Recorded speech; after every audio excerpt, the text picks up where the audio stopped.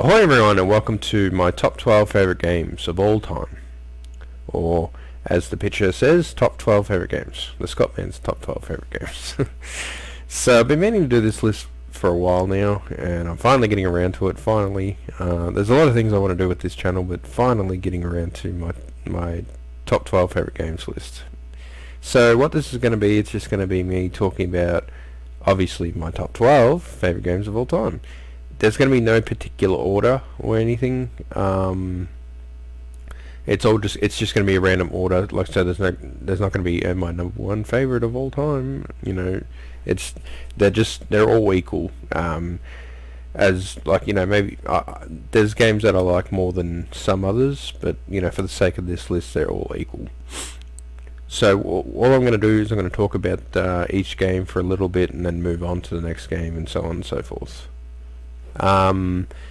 So I've only played 2 games on this list, but I am planning on playing them all eventually. I plan to get around to all of them.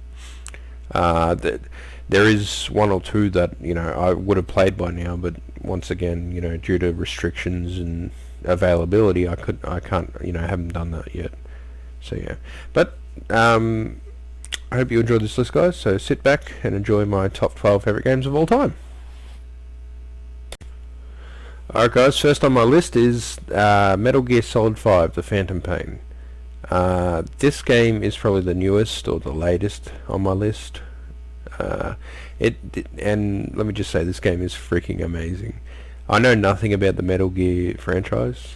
I remember the NES game, and I know that Snake is a playable character in the Smash Brothers series, but other than that, I know nothing about the Metal Gear franchise. I always got it confused with that other one, Metal Slug.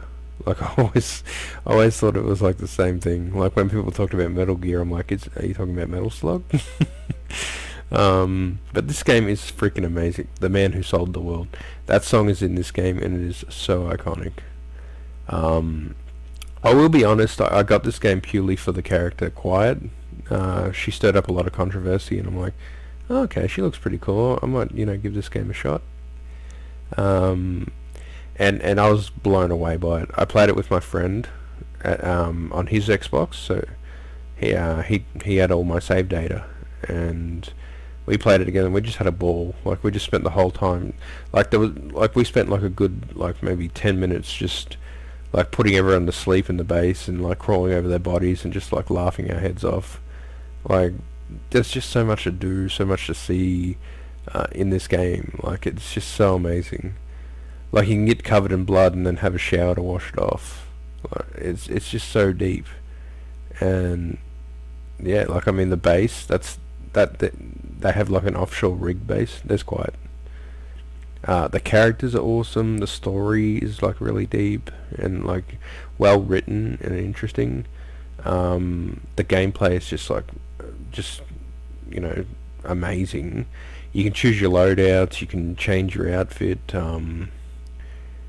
You can there's just so much you can do. You can recruit guys.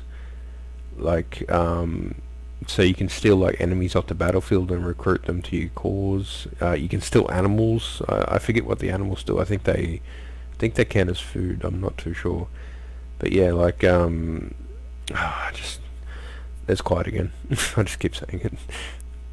There's just so much to do in this game, and I've started this game 3 times, as I said. Look, it's the Borg from Star Trek.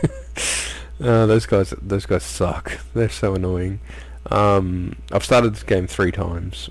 Once, the first time was with my mate at his house, and then I played it again. And I don't know what happened, but I ended up playing it a 3rd time, and I actually got pretty far in it the 3rd time. I actually defeated Quiet, got her at my base and everything. So I should point out, I've never beaten this Quiet again. Just keep saying it. I've never beaten this game. I've never completed this game. So that should tell you how good this game is. That I can say that it's Quiet again. I can say that it's one of my favorites. There's the Burning Man. I wanted an action figure of him, but it's $60, $80 or something. yeah, the fact that I haven't completed the game should be a testament. That should tell you, how good this game is. That, it's on my list of favorite games, and I haven't even beaten it. There's quite again.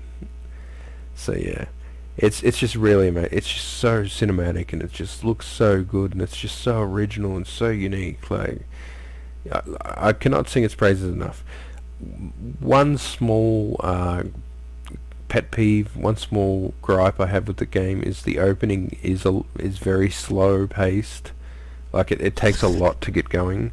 Uh, I mean, it's not that bad that it loses its place on my favorite games list, obviously. Um, it's but maybe it's also because I've played the game I've started the game 3 times. Like, that could be a reason. I'm kind of like, just like, get me to the action. But it's honestly not that bad. It's not game breaking. It's not what I don't. It doesn't make me hate the game or anything. Just a small pet peeve. But yeah, this game is awesome. I really honestly love this game. I can't recommend it enough. If you played it, play it again. If you haven't played it, definitely play it. Even if you don't know what Metal Gear is, because as I said, I have no clue what Metal Gear is, and I love this game. So I highly recommend it, guys. And yeah, I believe it's on Xbox, it's on PC, and it's on PlayStation. So no excuses. And maybe Nintendo. I'm not too sure. But yeah, no excuses, guys. Get out and play it. Alright, well, that's all for Phantom Pain. Moving on to my next entry. Da-da-da-dun. Alright, guys, next up on my list is Saints Row 2. This is quite an old game now, but it still holds up, trust me. Like, I remember it like so well. I've played this game for so many hours. Like, if I had this game on Steam, you'd see it, like, I have like 200, 300 hours on it. I was addicted to this game. This game gave me everything I wanted from Grand Theft Auto that I never got from Grand Theft Auto. Like, so just off the top of my head, it has co-op, so you can play with your friend. It has character customization, which I'm a big fan of character customization in games.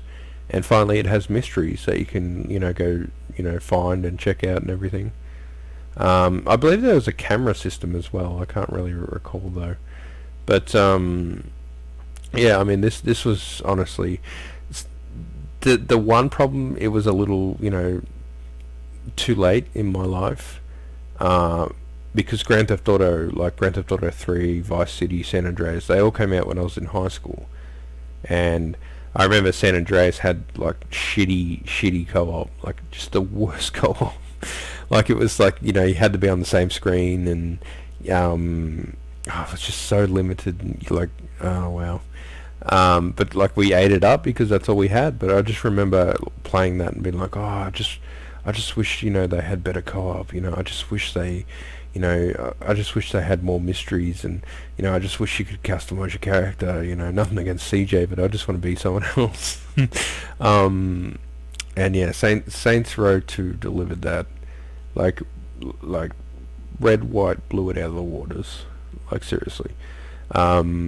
As I said, like, it came, once I left high school, and I remember it was really bittersweet because I put it on at my house for my friend, who, me and him used to love Grand Theft Auto, and we used to talk about wanting co-op and everything like that. And I remember putting it on for him and watching him play it. Like, just him. Like, we weren't playing co-op at that point. Like, we did eventually play co-op, but not at that point. I was just introducing him to the game. I just remember standing there watching him, and as I said, like, it was just so bittersweet, because it was just awesome that we finally got what we wanted. But it sucked that it came so late in our lives. But that's a minor problem. This game is just really awesome. Like, I love the fact that it has different gangs. Like, the first Saints Row had that as well, but I think the gangs in this one were so much more interesting. And the character customization was really, really deep. Like, to the point where you could change the voice of your character. So like I want a Mexican voice, and because that's just Mexico just is a big part of my life. Even before I came to Mexico. But oh, there was hold on, there was I believe there was 4 games in total. The Samurais, there was technically 4 games, and there was also an underground mall that had a shop that was like a rip-off of Hot Topic. It was called Nobody Loves Me, and there was a costume shop called Let's Pretend. So yeah, the first Saints Row I remember getting for my birthday, and it felt like a GTA clone. Like it just felt like a knockoff I loved it. Don't get me wrong, but it just felt like okay, we're GTA. The second game, like it still felt like GTA, but it felt like they were beginning to break away, because they started. I can't really explain why, but it just like maybe it was, I don't know. Maybe it was a combination of things. Maybe I'm looking through it with rose-tinted glasses, but it just felt like they were beginning to break away from the GTA mold. And then in 3 and 4, they basically just went, became their own thing. But I think Saints Row 2 was the foundation for them breaking away, at the very least. Like if it wasn't different from GTA, I will say it was the foundation for them breaking away. But I mean, look, Saints Row 2, it had like a bunch of side missions. There was just so much to do in it. There was always something to do. And like I said, the mysteries, I loved the mysteries. Like the Loch Ness Monster, Jason Voorhees, the bloody, what was it? The Mystery Island. It was, I'm trying to think, it was like a Atlantis, or it was like a Greek island or something. Like it was like a mystery island. And then when there was the giant bunny, and there was just so much to do. There's so much to see. Just and then Grand Theft Auto 5 came out, and they're like, oh look, we have mysteries too. And look, I'm going to be honest, those mysteries are really cool, but Saints Row kind of did it first. So I'm sorry GTA, sorry Rockstar, you missed out. You had your chance with San Andreas. You could have put Bigfoot in there, but no, you just kept us all guessing. But yeah, Saints Row 2, I honestly, I'll never not love this game. This game gave me everything I wanted from GTA that GTA never gave me. And yeah, I'll always love it.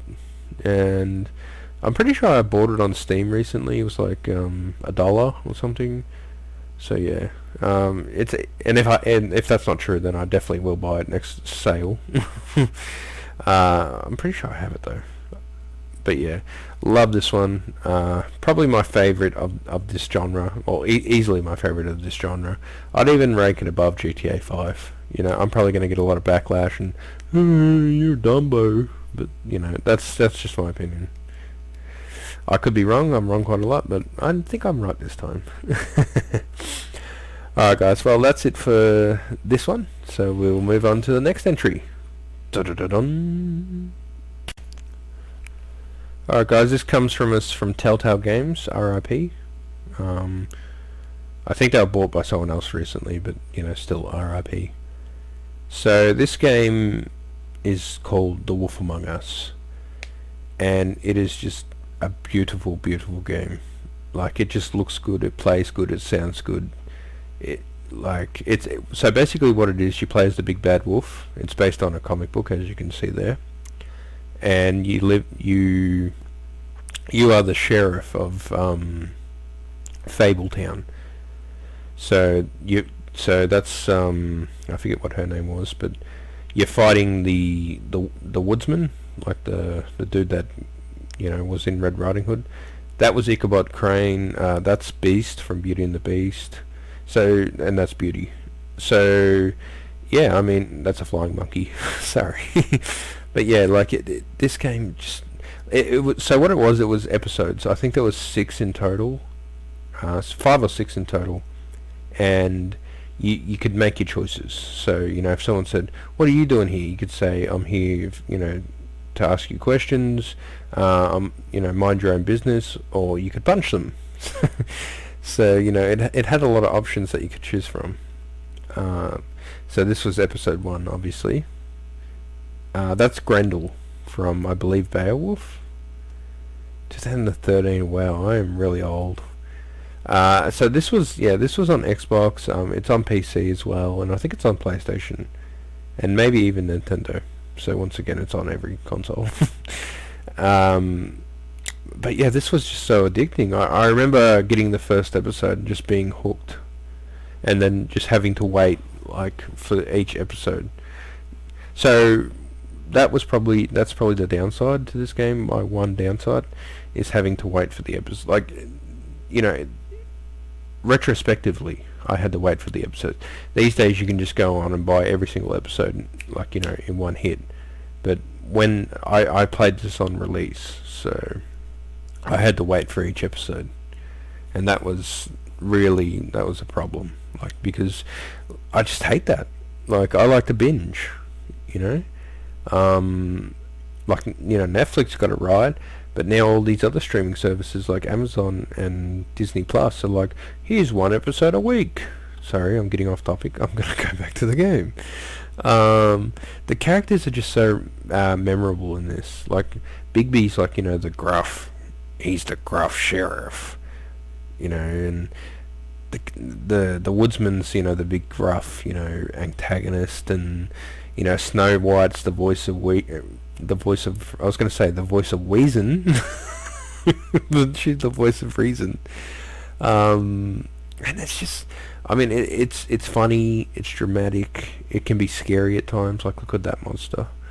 It can be sad at times, but it's just so much fun, like seriously so much fun. Telltale, like, I honestly don't know why they went out of business. Like, people are like, oh, their business model's all the same. Okay, well, EA Sports, 2K Sports, they release the same FIFA game, the same NBA, NFL, NHL game every freaking year. So what's the difference? Like, at least Telltale's games look different. At least they had different stories and different characters. Like, what the heck? But that's not a here and there. But yeah, look, I highly recommend this. If you like adventure games, you will love this. If you don't like adventure games, I still think you might enjoy it. Like, so it's not gameplay heavy. You got to understand about Telltale games. They're not gameplay heavy. They're mostly just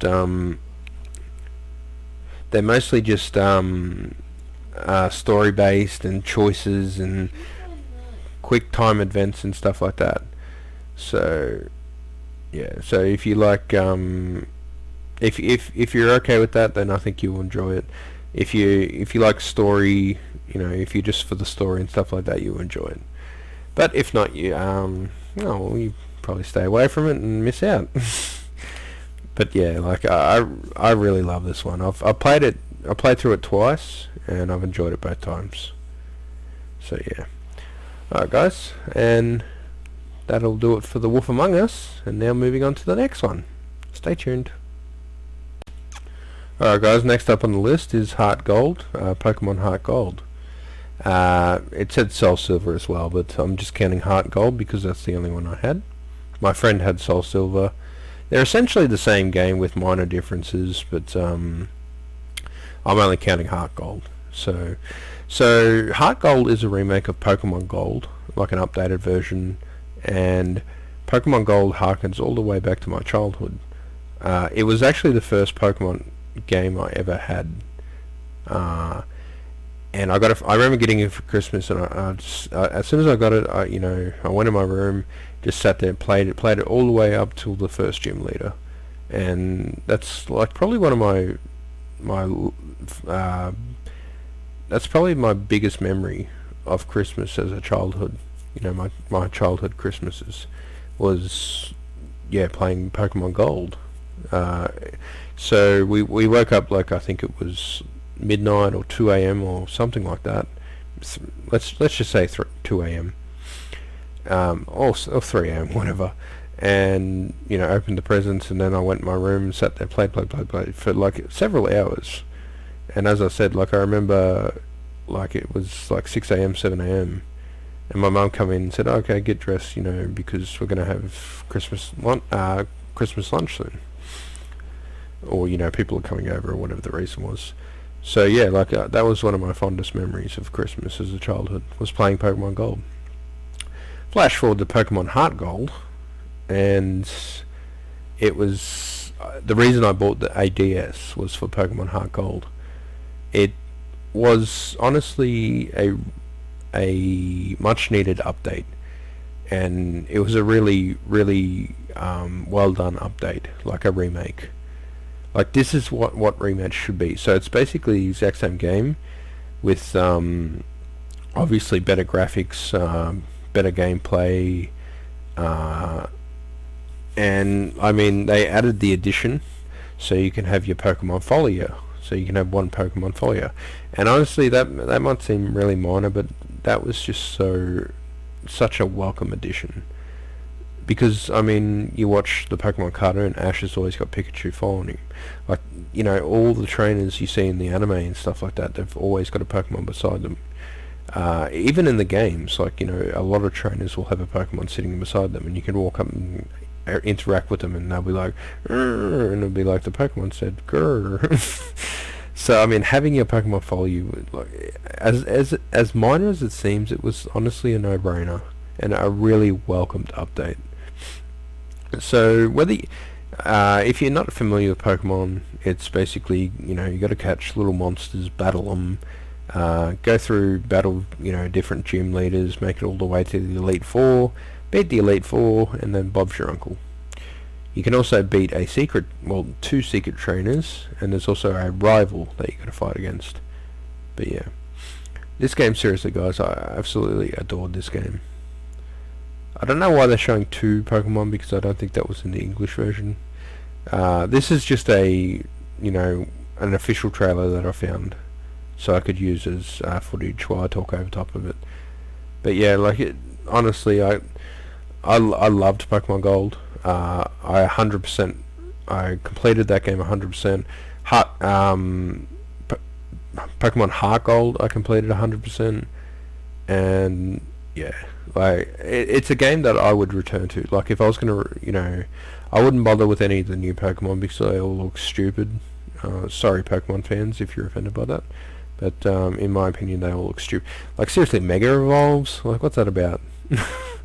Mega Evolutions, like I remember, I remember they released a Pokemon anime, and it was like based on Ash's journey or something, or based on, I don't know. It was called Pokemon Origins or something, and it told the origin story of Red or Ash, or one or the other. And it was a really good movie up until the end, where the Mega Charizard came out, and I said, "This is the stupidest movie ever made. Turn it off."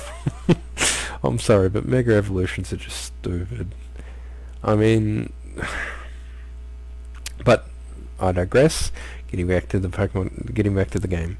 As I said, I've dropped so many hours into Pokemon Gold and also Heart Gold. They're the same game, so if you're probably like, why do you keep talking about two different games? They're basically the same game. And as I said, like I only bought Heart Gold because I had Gold. If literally, like there was a big gap.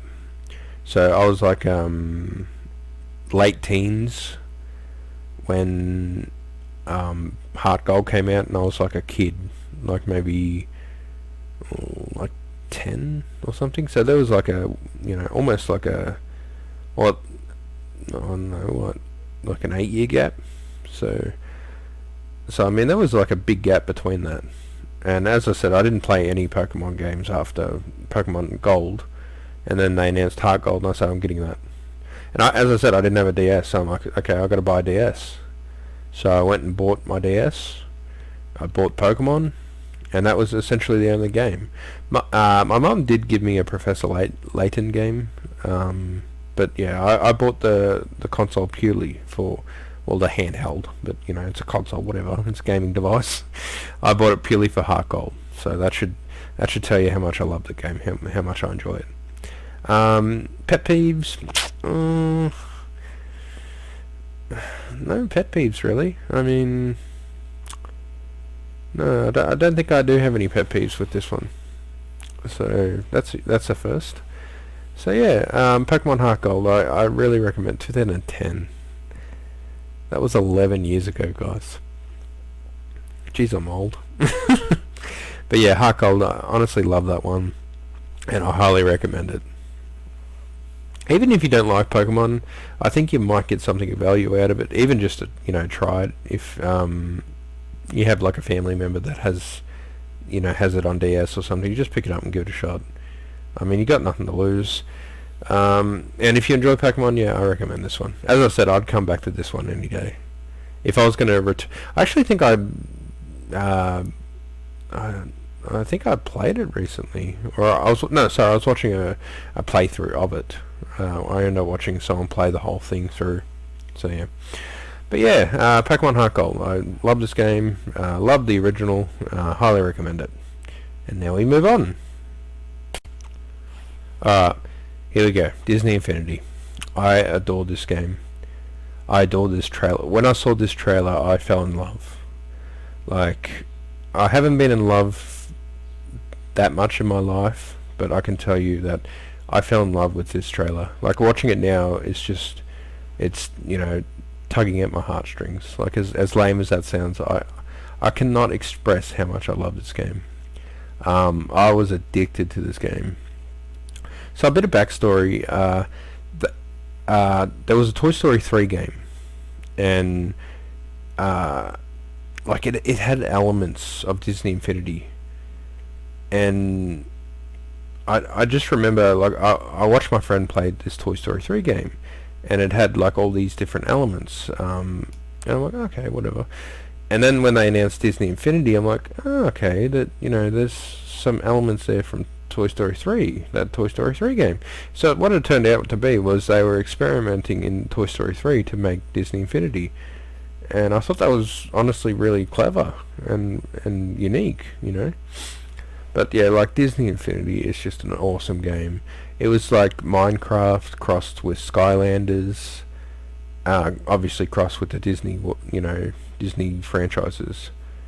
Okay, what can I say about it? So basically what it was, you bought, well, you didn't have to buy them, but you bought toys and you put them on a little platform, and that would transform the character into the game. And then you could choose either between playing story mission, like, story worlds, or you could do the sandbox world, or I think they called it the toy box, and you could just build anything you wanted. So you could do stories, or you could do sandbox, and both were very fun. Like, both had their positives, not really negatives.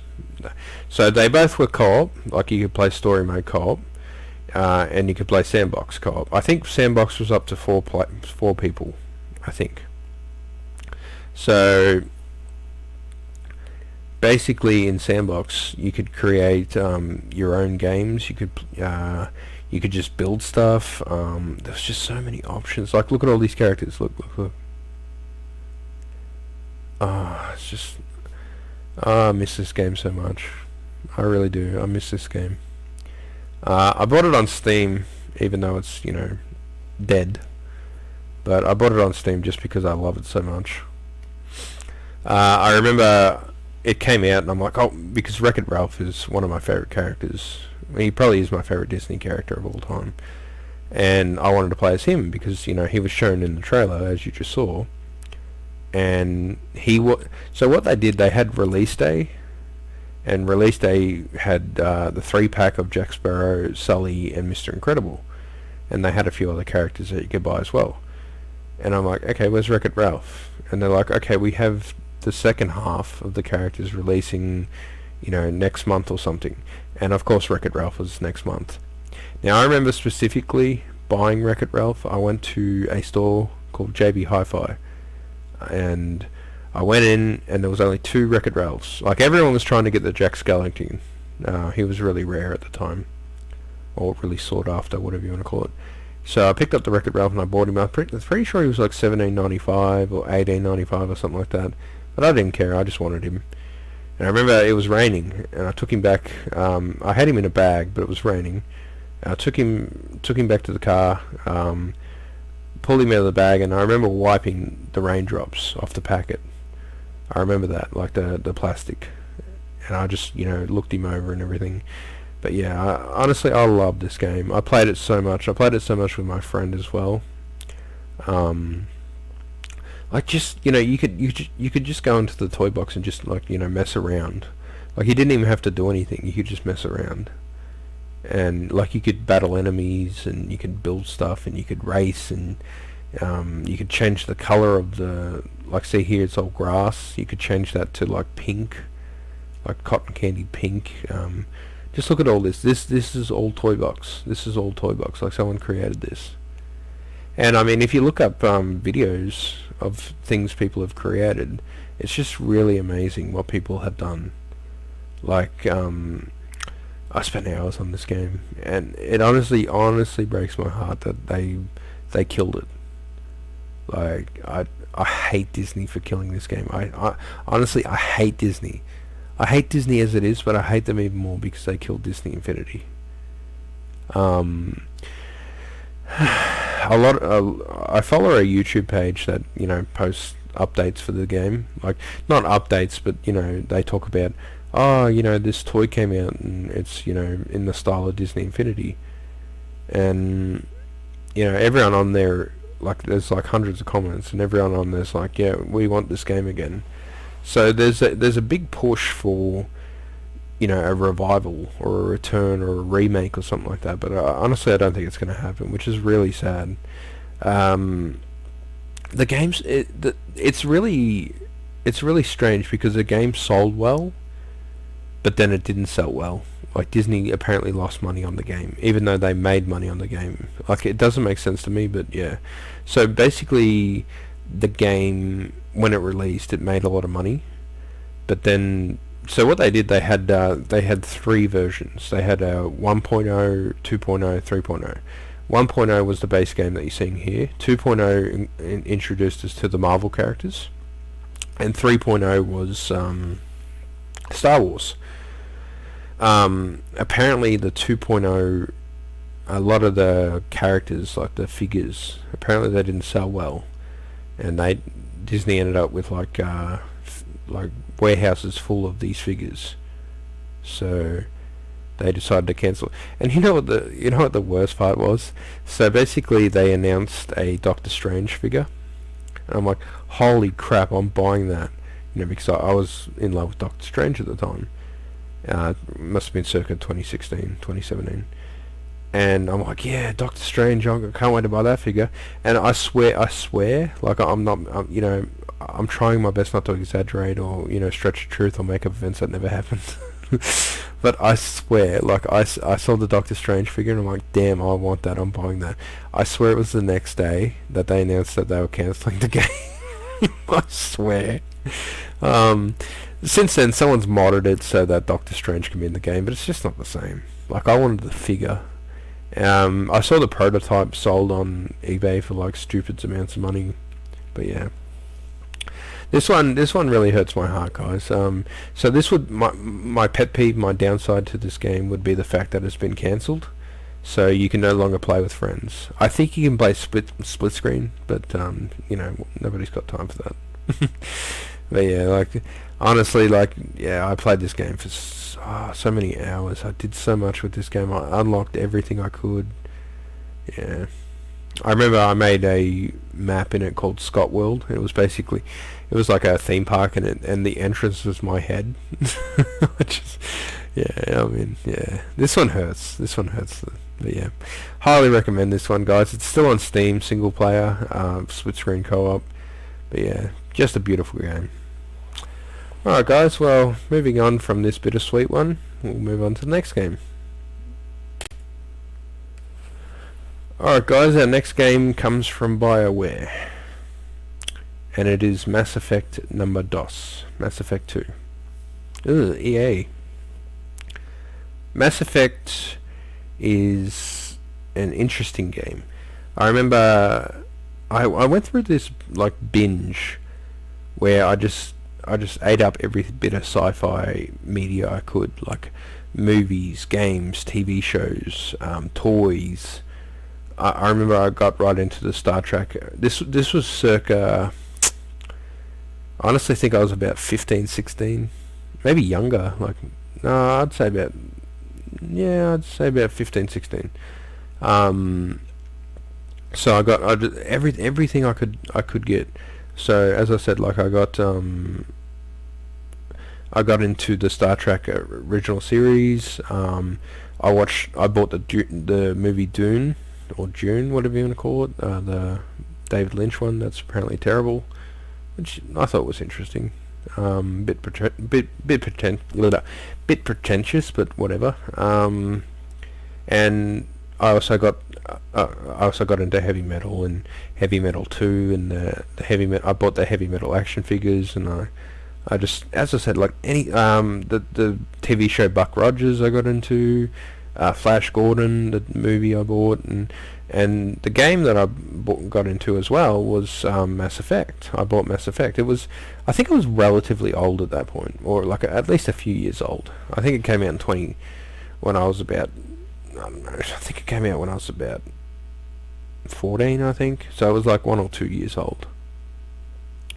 Anyway, I had trouble playing it because the guy I bought it off, it was like a Asian region, and the guy's like, "Oh, you got to update your Xbox." And I said, "It's not working. You thief," and it didn't work and anything. And I think I ended up playing it on my friend's console, and I got right into it. It's like heavily story driven, and you know, there's like a minimal amount of character customization, and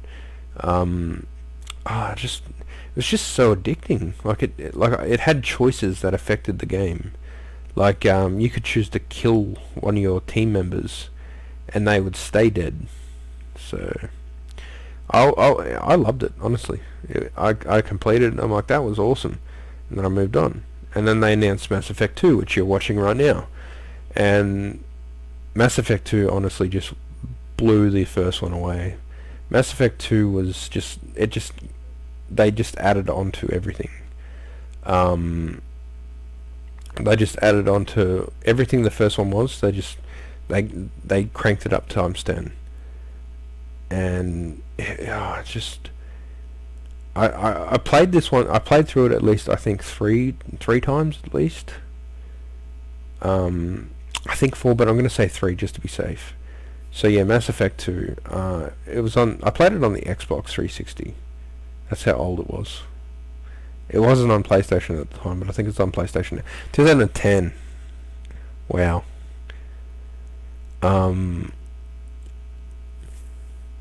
So what would that be? That would be 2012. Yeah, I would have been about 16. So yeah, okay, well, I maybe messed up my timeline a bit. Oh well. But basically what it is, as I said, it's the same as the first game. You can, custom. So your save game from the first game carried over. So I made a couple of bad choices. I'm like, oh, that sucks. And they carried over to this game. That's the girl from Chuck. So it starts off, you're like blown up in space, and you get the chance to reconstruct your face if you need to. And I think that was done just for the new players. So if you never played the first game, you could reconstruct. You could create your character. This guy here that you're seeing, his name is Thane. He's my favorite character. I absolutely adore that character. He was just so awesome. Like, he had such a sad backstory, but he was just such a cool character. Like, really awesome. And basically what it was, you just went from planet to planet, like dealing with different threats. And there was this one main threat that came at you hard. It was like this alien race. They wanted to basically take over the whole galaxy and stuff like that. And they were really hard. Like, I remember playing it on normal, and they hit hard. There's like one level where you have to fight them in like that they ambush you on a planet, and you got to fight them. And I remember dying like 62 times. They were really hard. But But yeah, this one was awesome. As I said, like the characters in this were like that's the thing I love about Mass Effect. Like it's definitely an RPG, like a deep one, because it's so immersive. Like I actually felt like I was making these choices. That I was talking to these people. So I had a good relationship with Thane. Like, I was like, he's my right hand man. Um, that big guy, I think they're called Krogans, and I think his name's Brute. I'm not too sure. And there's also another character in this called Garrus. He was from the first game, and he was freaking awesome. And I think there was another Krogan in the first game called Rex. Now, I killed Rex in the first game because I couldn't get out of it. And that honestly broke my heart. Like, I'm dead serious, that broke my heart. Because Rex was such an awesome character. Like, because I saw them as my friends. I saw Garrus and Rex as my friends. Like, they were...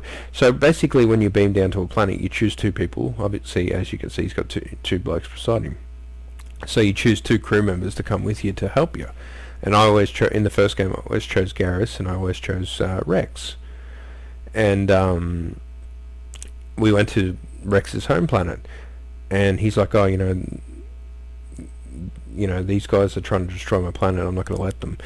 And the only option I had was to shoot him, like, because what it does, you have intimidation, and you have, I think, like, patriotic or diplomacy. I think it's, so you have aggressive and diplomacy options. The aggressive option is red, the diplomacy option's blue. And you need certain points to be able to use these selections. So you can, if someone's about to kill you, you can, use like aggression and be like, if you try to kill me, I'll kill you first, and they back down. So you avoid that conflict. You can actually avoid battles in the game. And as I said, the same with diplomacy. I forget what they were called. I think they were called, maybe the blue one was called Paragon. I don't know, but so what you need to do, you had to choose a blue or red option to, not kill Rex, and I didn't have them, and I went, no, are you serious? No. I literally remember sitting there, and I'm just saying, no, I don't want to do this, because the only option was to shoot him, because he was going to get aggressive, because you were going to kill all these people, and I'm like, no, and I did it, and I just remember feeling heartbroken. Like, I literally, I think, I think you went back to your ship after that. I'm not too sure, but I just remember being on the ship and just being like, "That was horrible. That was horrible." I did replay the first game, and I actually saved Rex. Like, I replayed the first game and actually ended up saving him. So I knew it was possible to save him. So yeah. And as I said, the second game, he does show up if you. So what I think I did, I started fresh. So I don't think I used my save game, because Rex actually appears. He's not on your crew, but he like takes over the colony where you left him. So yeah, Garrus is back as crew member, but I always had Thane. I think I had Garrus.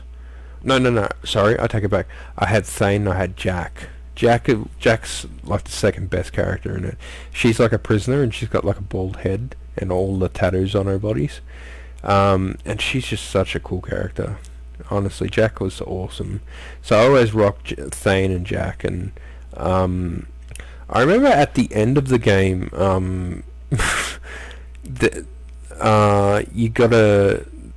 you're on your ship and you gotta do something, and if you don't do it right, people die. And I remember literally the first time I played Mass Effect 2, I got to that part, and it shows the cutscene, it shows everyone that dies, and the only two that died were Thane and Jack, and I'm like, are you serious? So I played it again, then I got a better ending.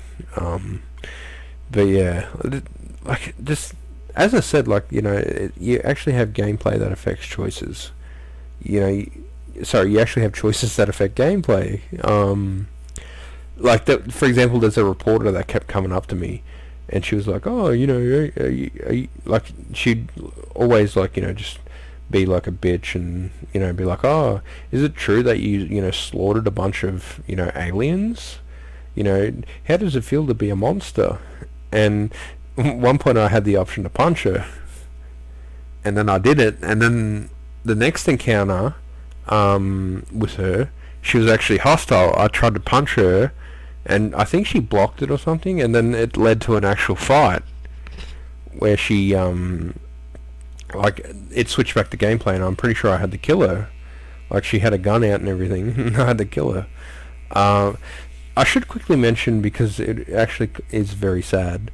Well, sad for me, you know, pathetic, I guess you could say.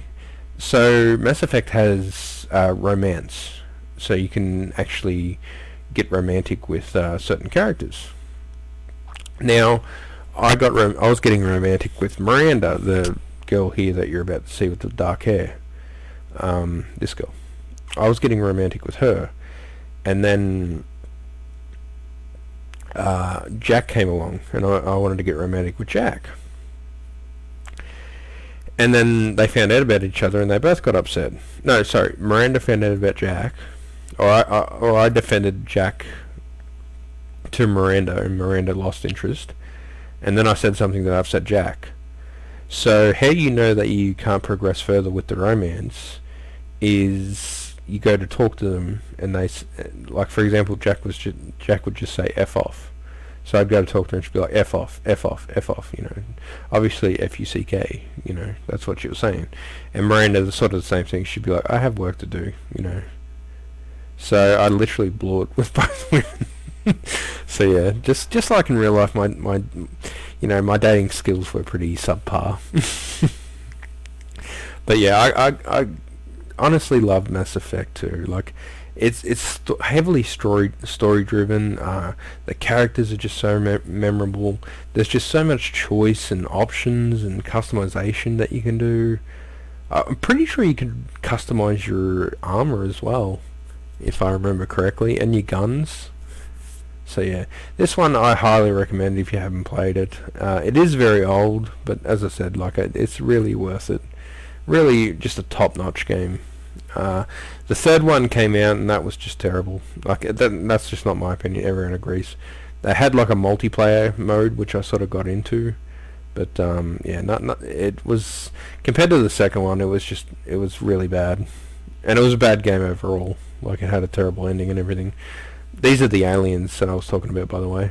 I think they are anyway. I kind of remember them being green, but yeah. So yeah, guys, that's Mass Effect 2. Another one of my favourites that I love and hold dearly in my heart. So yeah, and we shall move on. Alright guys, this one is the movies. Now this was a PC game, PC title, that I dropped so many hours into. I'm not even joking. Look, it just is, like, as you can see from here, you're getting the gist of it. Basically, you created movies. It was like The Sims, but you made movies with these characters. You could put them in costumes, you could choose different scenes.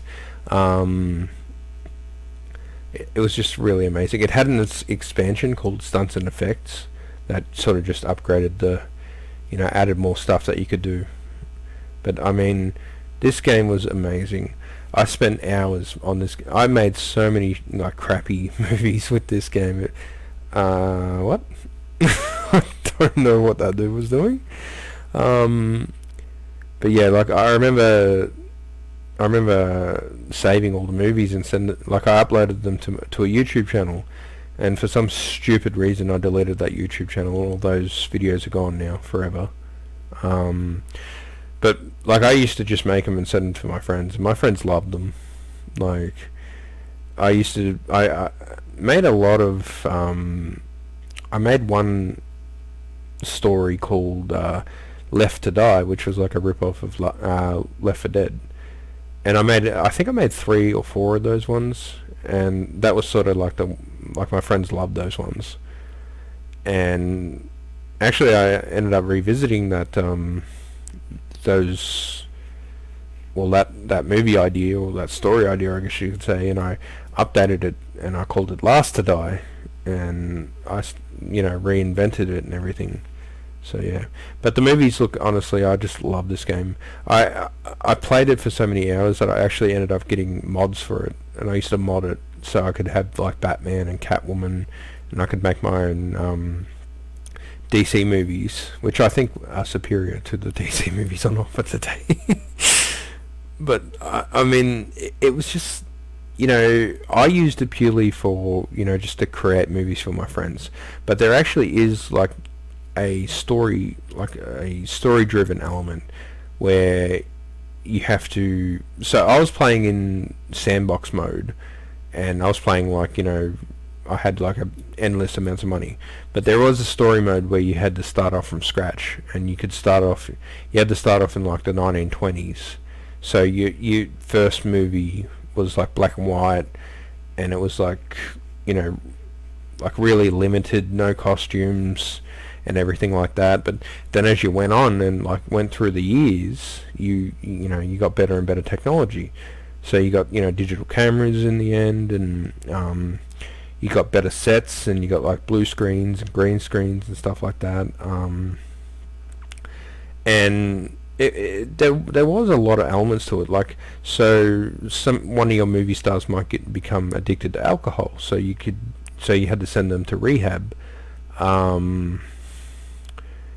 You got movie reviews from critics on each movie that you released. So what you had to do, you had to write the script, you had to film it, then you had to post production it, then you had to release it, and you got reviews. So I always got bad reviews for some reason. I could never get a good review. But movie critics would be like, oh, I'm sick of seeing this actor. So the next movie, you don't put them in, because it was called star quality. So you didn't want to put the same person in every single movie, which makes me wonder why Dwayne the Rock Johnson is so popular, because he's in every single freaking movie. But yeah, I mean, it had a lot of elements to it. There was also another, like, so, actors could go on strike if they weren't getting enough money. You could run out of money. Look, see, it says your budget suffers, so you could run out of money. You had to upgrade technology, and there was also a timeline. So let's say you start in the 1920s, and they're like, this just in, war has broken out with a foreign enemy. So after that, like if you made action movies and war movies, no one wanted to see them, because there was a war going on. So we've got enough violence in the world. No, people wanted comedies, they wanted romance, so you had to make comedy and romance movies. And then maybe the next news headline was, man has just landed on, the moon. So obviously sci-fi movies are very popular, so you make sci-fi movies. So there was a lot of elements to it. Like, I mean, there was a lot of so the gameplay was kept fresh, I think, in that respect. Like, there was a lot of things working for it. That robot crying. But yeah, as I said, like, I just think it was so deep. Like, it was like a sandbox game, and it was so deep. There was actually a video game developer actually recently released a remake of this, per se, and I bought it day one, and I'm like, oh, it's terrible. And I left a review saying, they're trying to, remake the movies. Well, this is nowhere close. Because honestly, that's the thing. Like, this game is, once again, it's another one that I've wanted to play on my channel, but it's hard to find. Like, and because it has an expansion, it's going to be really hard to install and get working and everything. And it had like a CD key and everything. And as I said, like, if this ever released on Steam or like GOG or something, I'd buy it day one, because I still adore this game. Like, I have a lot of good memories with it. Like, I spent a lot of time with it. I know how to play this game inside and out. I don't know how to get good reviews, but I know how to play. I think a lot of my mods interfered with the reviews, because I remember getting like like generic lines of code that said insert review here. So I don't know. I think it only started happening when I was modding the game, so I think I was interfering with the review system as well. But yeah, this one's really good, guys. Like, seriously, as I said, I don't think you can find this anywhere unless you buy the original CDs. But I highly recommend this one. I still love it. It's still one of my favorites, obviously. My only pet peeve, my only gripe would be the fact that it's not readily available. Otherwise, I'd be playing it as we speak. Alright guys, well that's it for the movies, and now we move on. Alright guys, next on the list is Super Castlevania 4. This was a Super Nintendo title, and contrary to popular belief, I actually did not play this until very late in my life.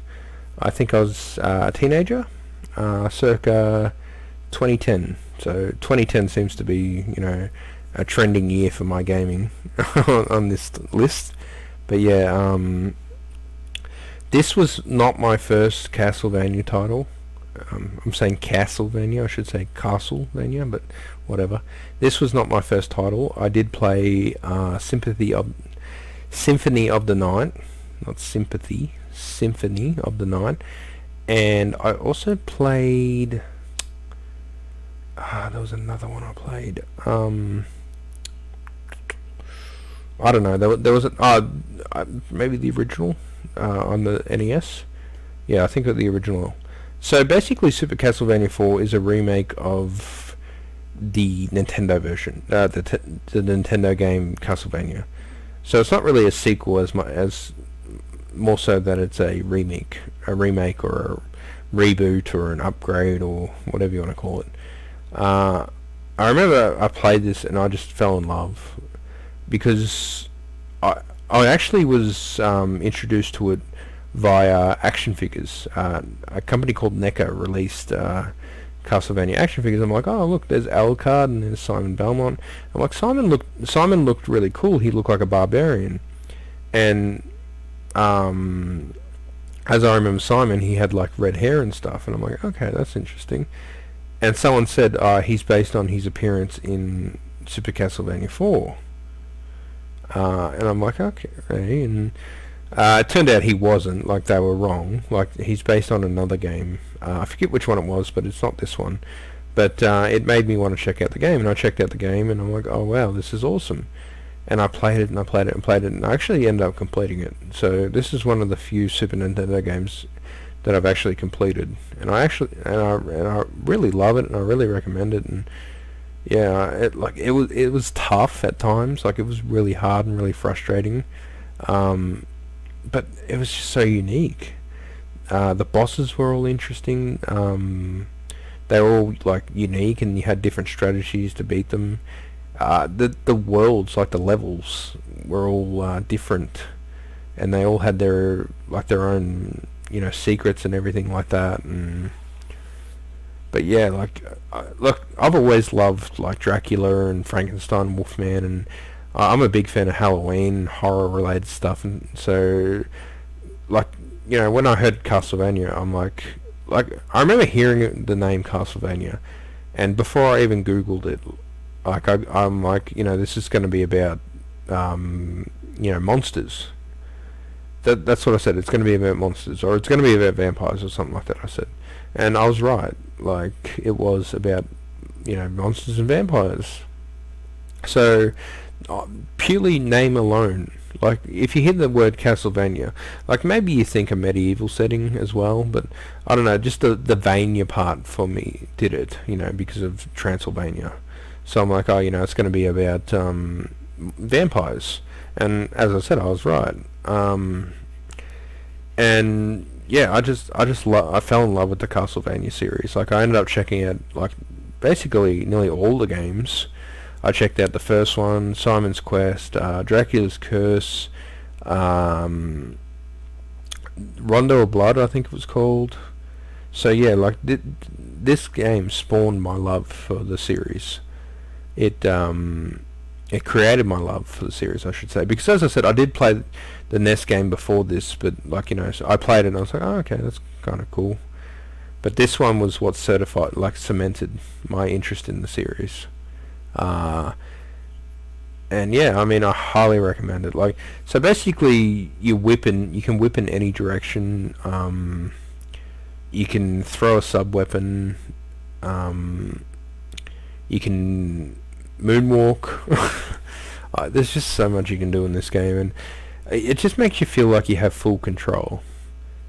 Like a lot, like the original game, you could only whip in, I believe, 2 directions, like front and back.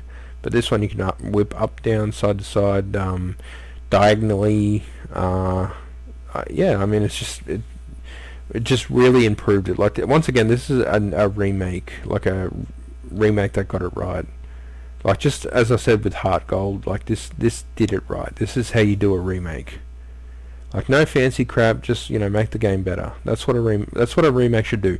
Make something better. Keep the original story, keep the original, idea. Just make everything better. That's all you got to do. Not hard. So yeah, Super Castlevania 4, guys. Love this one. I've played it like at least twice.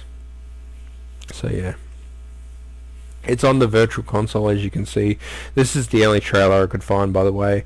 There was like an old TV spot, but it was like all grainy and everything, and had like bars running through it and stuff. But yeah, this one, highly recommend this one, guys. It's on Steam as well, but the collection is really broken, and the controls suck. So I think the Nintendo version might be a little bit better, guys. But yeah, love me some Castlevania. Love me some Castlevania 4, my favorite of the series. And that will do it for this entry. Alright, guys, next on our list is obviously a DC property from Rocksteady Studios. It is Batman Arkham City. Oh boy. Alright, so just a little backstory first of all. So this is the second game in the series. I seem to have a fascination with sequels for some reason. Saints Row 2, Mass Effect 2, Arkham City, the sequel. But so the first game was Arkham Asylum, and it was announced, and like, I remember it was like no one knew what it was going to be, like whether it was going to be good or whatever. I just remember the reviews were like, all the reviews were saying, Batman doesn't have a good history with video games, which is true. Like, they're like, Batman. There's a lot of bad video games about Batman, which is true. And so they're like, is this going to be another bad one, or is this going to be a good one? We'll see. Ooh. That's literally what all the reviews were saying. And then Arkham Asylum came out, and it was literally a sleeper hit. Like, I've experienced 2 sleeper hits in my time. One was Borderlands, and one was Arkham Asylum. Arkham Asylum killed it. Like, no, like, in all seriousness, Arkham Asylum just blew everyone away. Like, it was a monster hit. But as I said, a sleeper hit, because like no one was expecting it. I don't think it won Game of the Year, but it won a lot of awards as far as I remember. And the only bad thing about the Arkham Asylum was the fact that the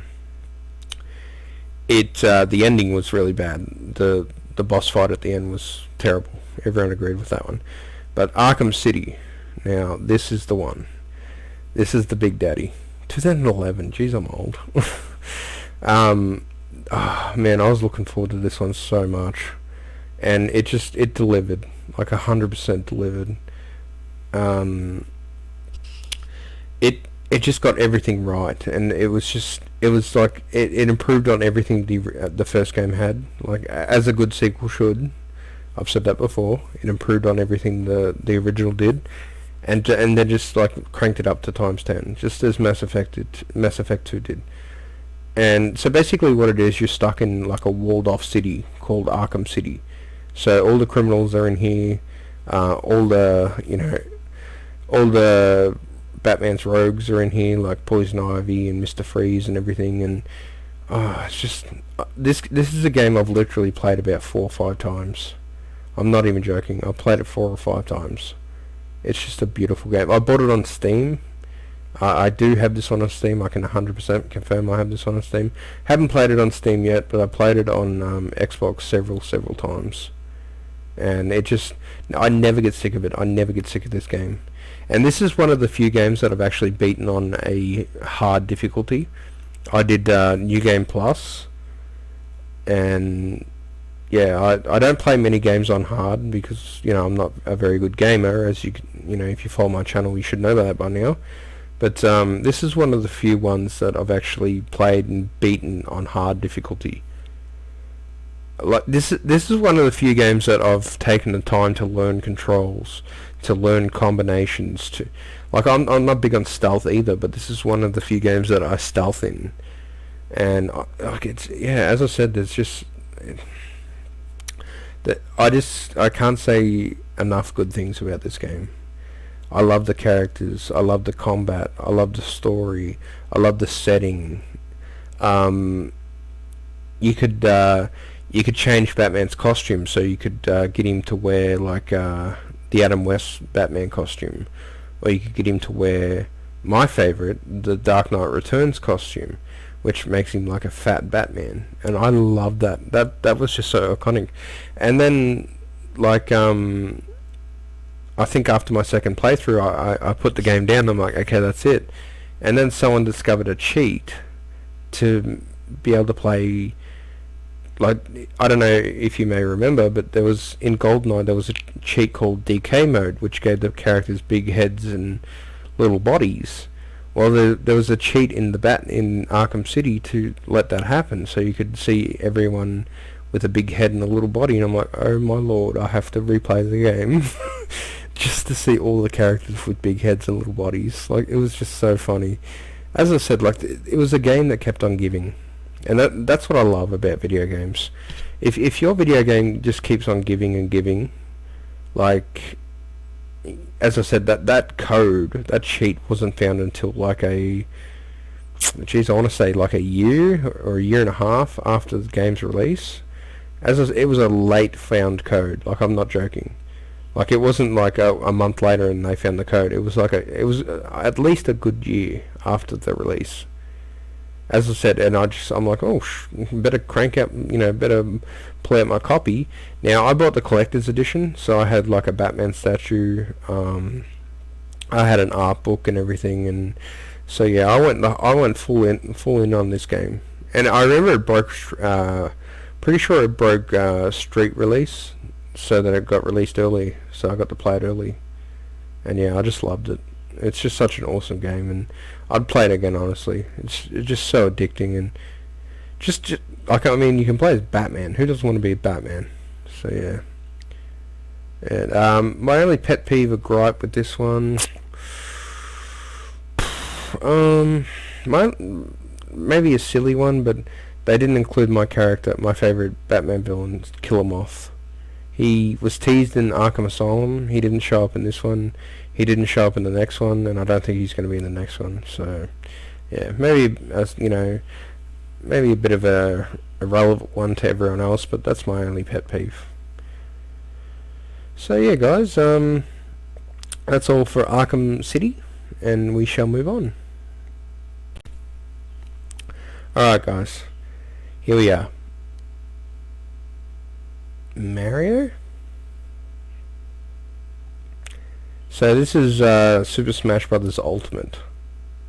I don't know why they went from 1 to 4. That's kind of stupid.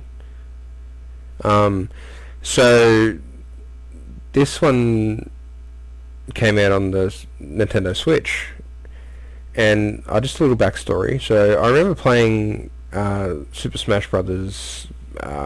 Brawl on the Wii with my friend, and I literally said, and I remember this specifically, I said, if they ever put Simon Belmont in Super Smash Brothers, I will buy the console to play as him. That's what I said. Those were my words, word for word. I said that. I said, if they ever release a Smash Brothers game that has Simon Belmont playable, I will buy the console and buy the game. They were my words. And I remember as well because at the time there was like a forum for Smash Brothers Brawl, and they did a poll, and they're like, what character would you like to see? And one of the options was Simon Belmont, and I voted for Simon Belmont. So that's another reason why I remember. Flash forward, and I think this came out in 2018. I think it was 2018. Yeah, I'll say 2018. It came out in 2018. Anyway, so they announced Simon Belmont, and I said, well, there you go. I got to buy a Switch. So I bought a Switch just for Super Smash Bros. Ultimate.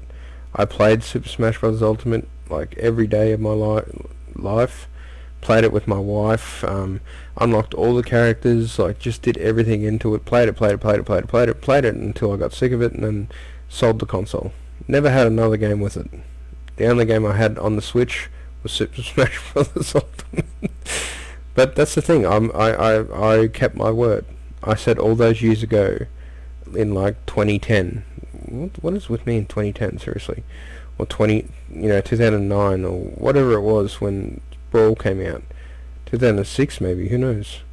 I said if they release a Smash Bros. Game that has Simon Belmont in it, I'm gonna buy it because I love Castlevania, and Simon Belmont, is one of my favorite characters, and he deserves to be in Smash Brothers because he used to be a staple of the Nintendo.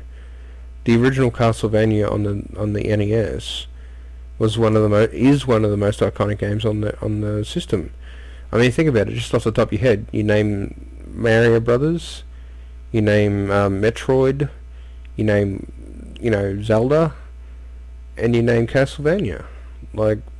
So it's just a no-brainer, really, and finally they got it right in 2018 or 2017, whenever the frick it got released. So yeah, I kept my word, I bought it, and yeah.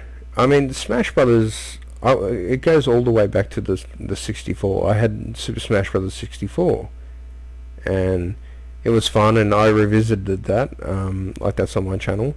So you can check that out if you haven't already, and watch me be terrible at it, because it's PC controls instead of a 64 control.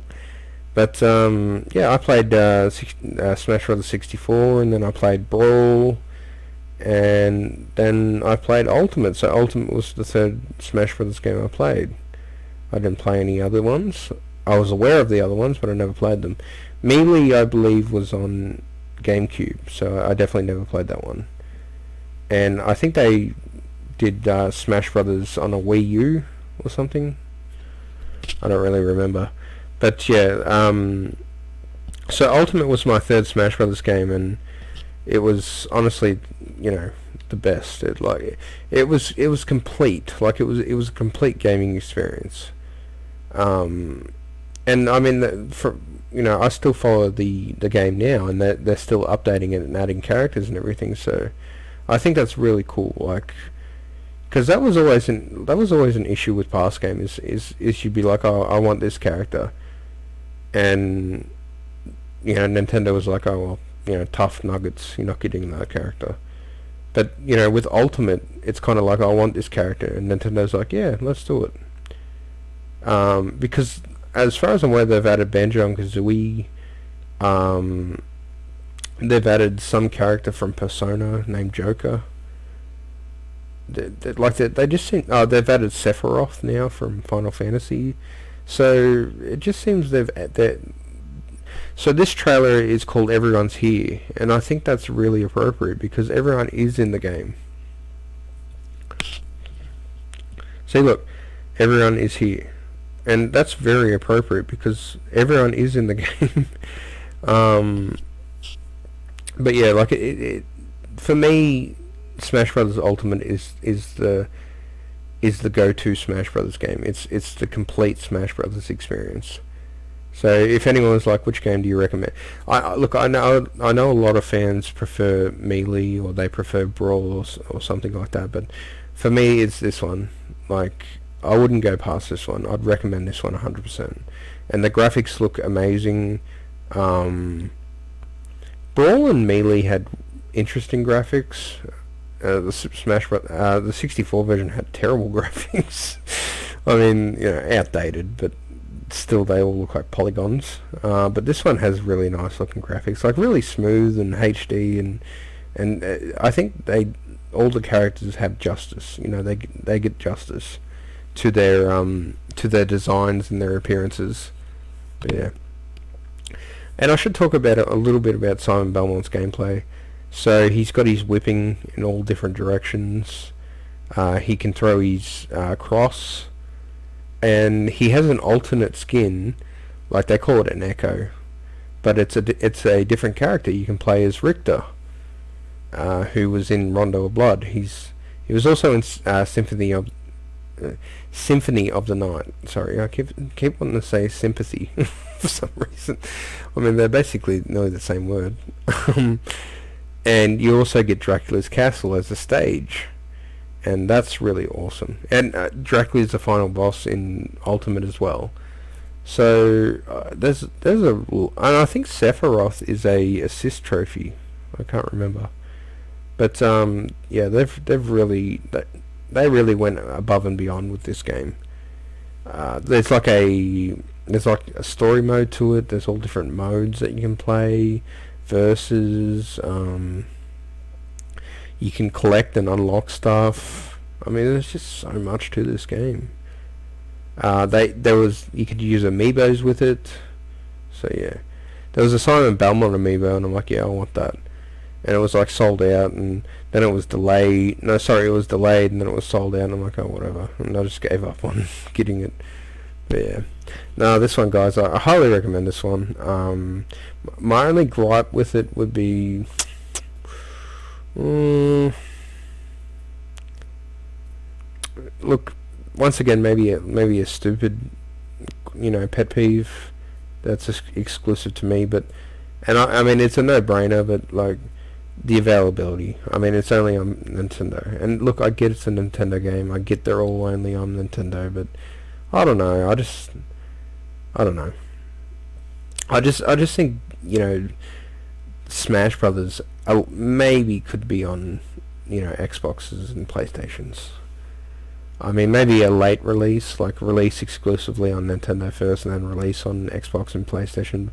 Maybe what I'm saying is blasphemy, but I don't know. I just think of, if you made it more readily available on different consoles, I think you could really pull in a bigger market.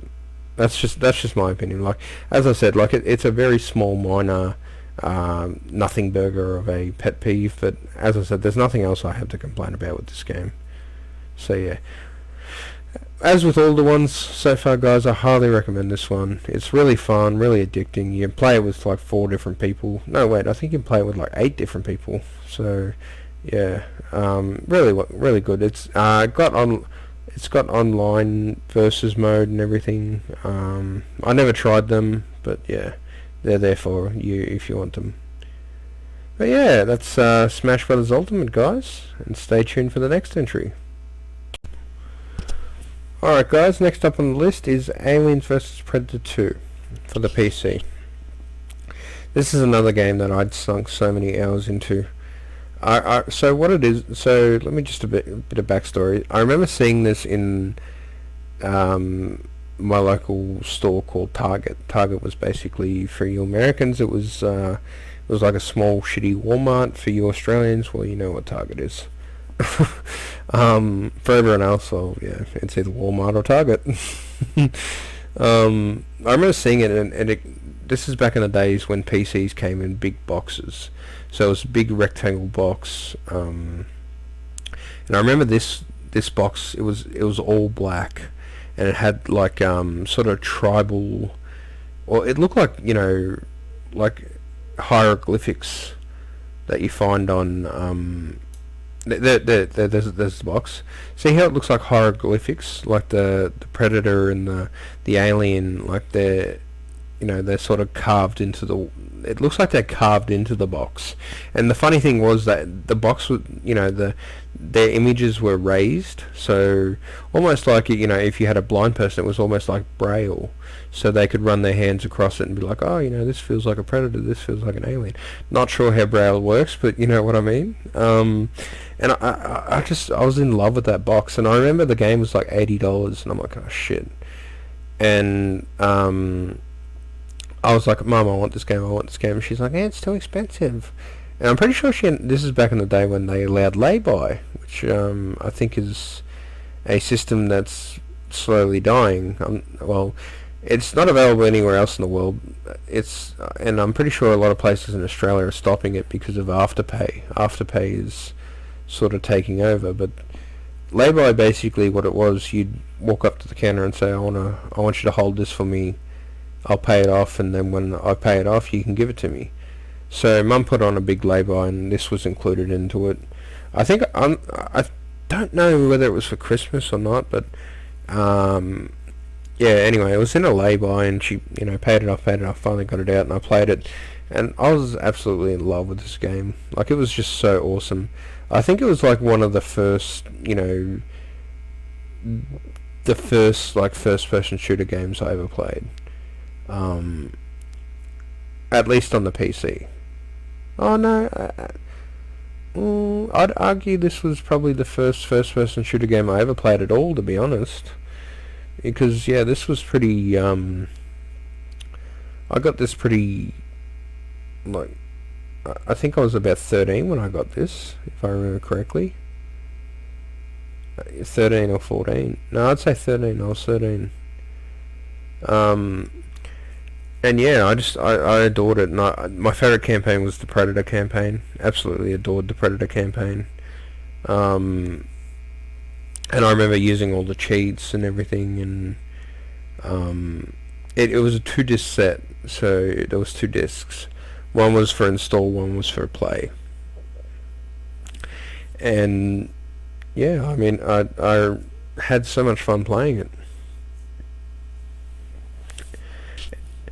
And the I think the most interesting thing was the fact that there were 3 campaigns. Like, I mean, they could have easily, just took the easy road and just had you play as a marine and fight against predators and aliens. But I mean, the simple fact is they gave us 3 campaigns, and each campaign I think had 9 or 10 chapters, like, so 9 or 10 levels. So, like, that's like 30 levels apiece, roughly, give or take. And as I said, I just think that was really well done. And this was done by Sierra. Now, Sierra, if you're not aware, they got their start because a woman convinced her husband to make a game. It was an adventure game about a murder. They were the Williamses. It was Roberta Williams, and I forget what her husband's name was. And then they went on, obviously, to create King's Quest, and King's Quest was a very popular a point-and-click adventure game, which I think the first King's Quest came before Monkey Island, so it was like one of the first big adventure games. And King's Quest actually saw a revival in, I think, about 2016 or 15. It saw a revival. It came back as sort of like The Wolf Among Us or a Telltale game where you make your choices and everything. And I played that, and that was really cool. But I digress. But yeah, this was made by Sierra, so that's what's interesting for me, is that a company that started off making adventure games went on to make Alien vs Predator 2. So, like, I mean, I find that really not only interesting, but really, like, I just think that's really cool. That it just shows, like, it just said the evolution of fear. This shows the evolution of a company. Because you start off with, like, an adventure game, and then you go forward to a first-person action shooting horror sci-fi brutal R-rated game. You know what I mean? So I have to commend Sierra for that. Like, I think that's a really good growth. And growth's a good thing. And as I said, this game is just flawless. If I had one complaint about this game, it would be half a complaint. So I'd say it would be availability, because once again, this isn't available on Steam or GOG or anything like that. But this is available on a site called AVP Unknown, which is where I'm watching this video. So shout out to those guys. AVP Unknown. Basically, they're a bunch of fans of this game, who have gone and updated it for modern day systems. And that's how I managed to get the game to work for my playthrough on my channel. So I have to commend the people of AVP Unknown. Please check them out if you're interested in this game. They offer the game completely free, but there is an option to donate to them. I did donate to them because they deserve it. They deserve every penny because they did a good service. This game needs a new release. It didn't get that. These fans went ahead and did it, so the fans are the ones that deserve the money. They took the effort. They made the effort to make this game playable on new consoles. New PCs, new systems. So kudos to the fans. Screw the developers. They're all dum-dums. But I mean, look, I'm not blaming Sierra. Because it was a Fox release, like Fox Interactive released it. And Fox is now owned by Disney, so Disney are probably like, yeah, not getting that game. So yeah, that's exactly how they sound too. I've actually been to a Disney meeting. But yeah, all right, guys. Well, that's about all. Look, I really love this game. I like the graphics are a bit choppy, but I don't know. There's still some appeal there for me. They sort of look like I don't know. They look like freaking like realistic Lego people, if that makes sense. Like they're like blocky and all that, but they look like there's something that they just have that look of.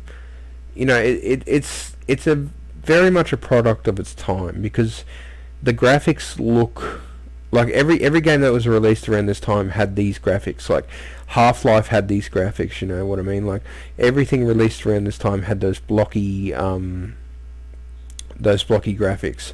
And I look, honestly, I don't mind the graphics. Like, even though they're a little bit outdated, I still don't mind these graphics. Like, they have a certain appeal to them, if you know what I mean. Like, I don't know if that's nostalgia or, bias or whatever you want to call it, but yeah, they still have some sort of appeal for me. So yeah. But yeah, that's all for AVP 2, guys, on PC. And we're going to move on to the final game. So stay tuned. Alright, guys, next on my list is The Secret of Monkey Island. This one, it was always going to be on the list. No contest. This was always a no contest entry. It was the first ever game I saw. It's a game I played on every different platform you can imagine. I played it on DOS. I played it on PC. I played it on Xbox. I played it on modern PC. I played the original version. I played the HD version. I've played it all. Like, seriously. I've played this game multiple times. I think I've played this game at least, 1, 2, 3, 4, 5, at least 5 times, maybe even more. Absolutely adore this game. Heavily inspired by this game as well. It really inspired me in creating my own comic book series called Driftwood Pirates. Was highly inspired by Monkey Island. Cannot say enough good things about this. Like, it's just a classic. It really is a classic. It's like, it's about pirates. You don't get many games about pirates, so I love pirates. It's just funny. It's original. It makes you think. It's got so much going for it. I can't stress how much I love this game. I think this is, like, honestly, I know this list is, top 12, but it's all random order. But honestly, if I was going to have a number 1, it would be Monkey Island. Like, I'm not joking. It would be Monkey Island. Because, like, if I was going to a desert island, I said you can take one game with you, it'd be Monkey Island. I should be saying The Secret of Monkey Island, because there's a lot of Monkey Island games.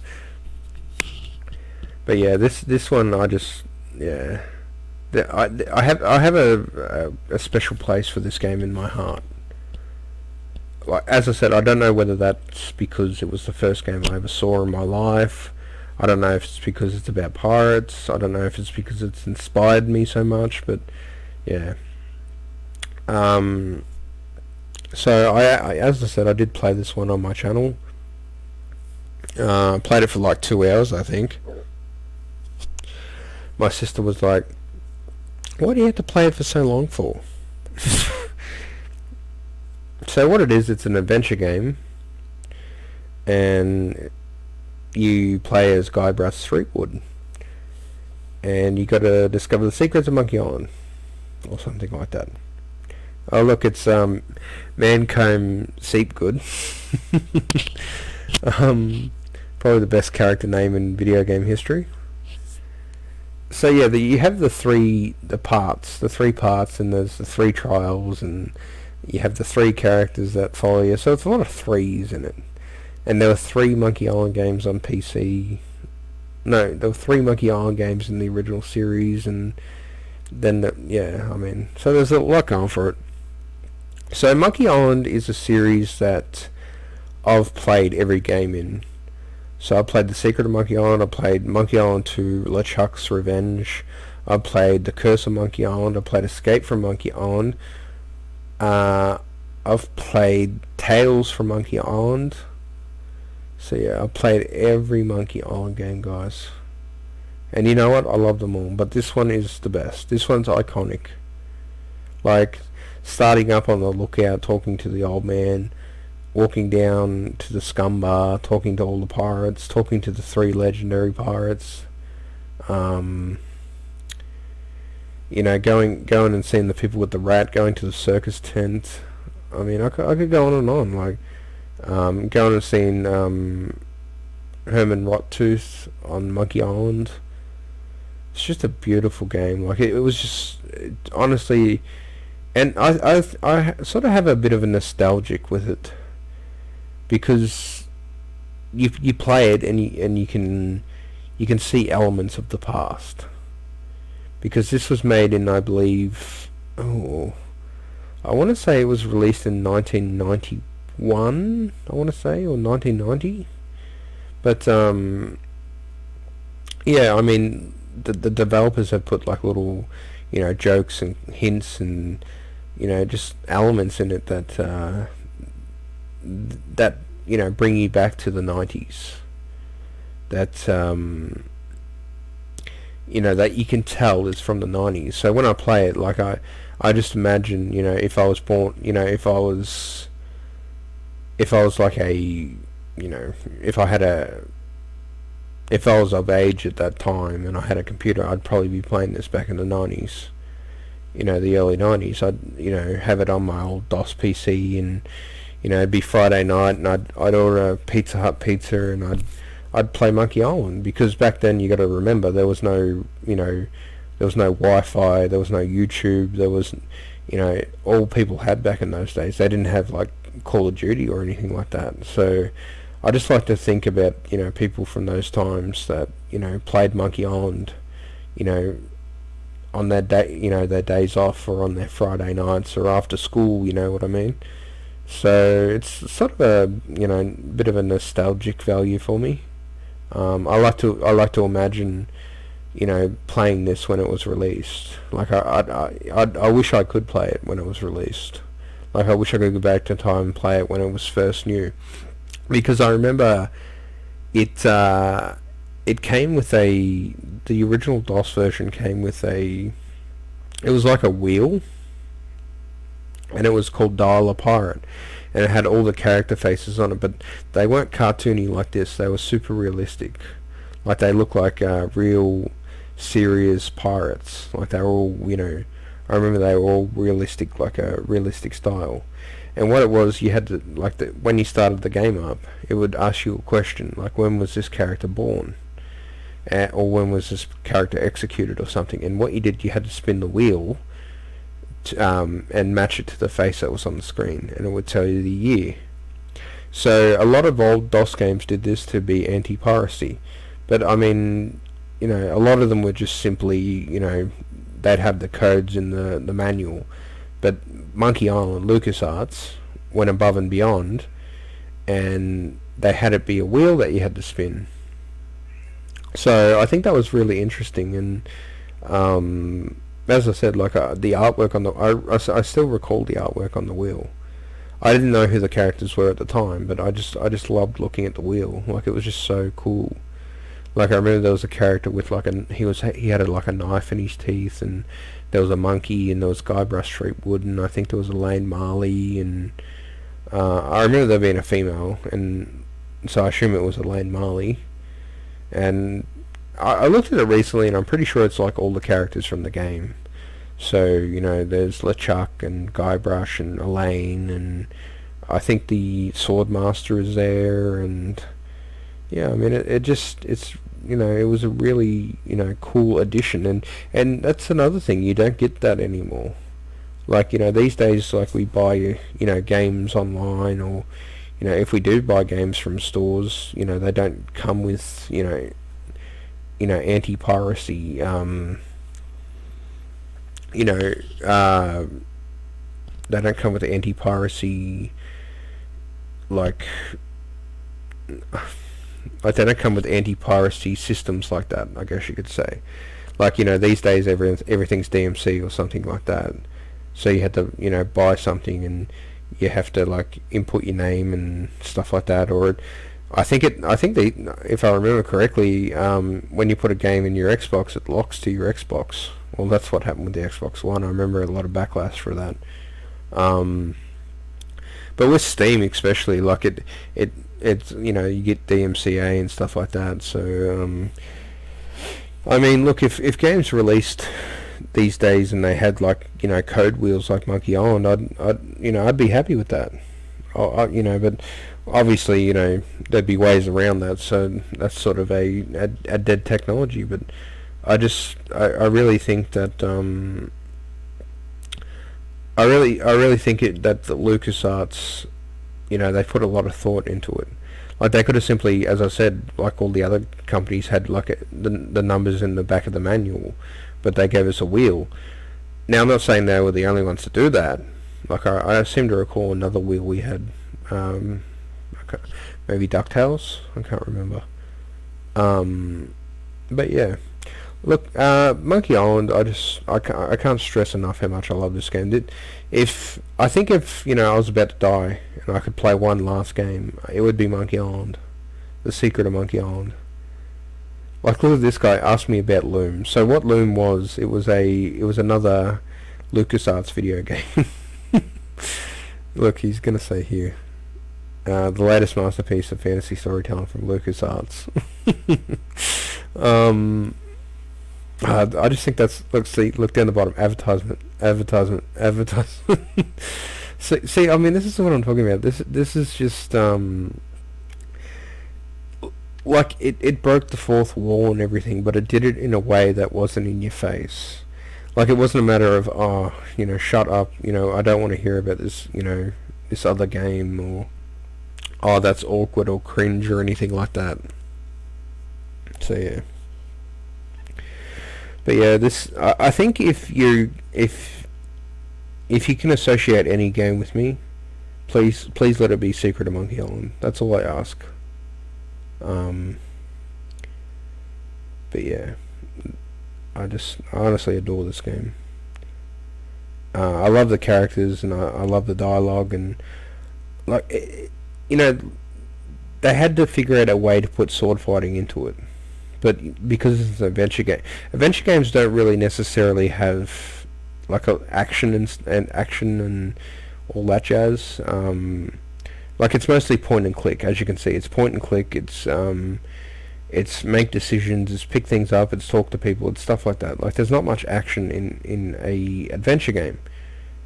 And look, I know that's a big deterrence for a lot of people, but I love it. Like, not every game for me has to be action packed. Not every game for me has to be, like, in your face, like shooting and blowing stuff up. Like, you can make a good game without having action. And I think action adventure games are my favorite genre, and I never get bored of an adventure game. I can play an adventure game for hours. Case in point. Trying to get this guy to the kitchen was a pain in the butt. But I mean, the developers had to figure out a way to include sword fighting because I mean, you're a pirate. Sword fighting's a big part of pirates, and they came out with the insult sword fighting. So what it was, you'd sword fight, and you had to win battles of insults, and to win the sword fight. And I just think that was really clever. Like that's once again, it's something that I don't think any other video game has done. I mean, I just think that's really interesting. Oh look, there's Poppin' Fresh on the wall. And like just how clever the writing was. So what I'm doing, I'm picking up a red herring now, and that's a quest. That's a quest piece, the red herring. So I mean, as I said, and there's like another part where you got to use a monkey wrench, or I think that's in the sequel. But as I said, like that just goes to talk about the brilliance of the writing, the genius of the developers, to just have this is one of the few laugh out loud funny games that I've ever played in my life. Like this is literally a game that has me ha ha ha ha, laughing out loud, not just chuckling, but ha ha ha ha, because it is funny. And that's once again, that's a rare quality in a video game. Like think of how many video games these days make you laugh. Call of Duty doesn't. I mean, when you play online, you shoot someone and teabag them. I mean, that's funny. But I mean, I'm talking about the game itself, like the writing and the story and everything. Think about how many games these days make you laugh. Honestly, the last one I can remember is Thimbleweed Park, and once again, that was made by a LucasArts alumni. Ron Gilbert, I believe. But yeah, but I think I've spoken enough about Secret of Monkey Island. I'm going to wrap things up and just say that yes, I do love this game. It is probably my favourite game of all time, and yeah, I highly recommend it. So yeah, well guys, I think that's about it. Thank you for tuning in, and I hope you enjoyed my list. Please come back anytime, and that's all from me for now, and until next time.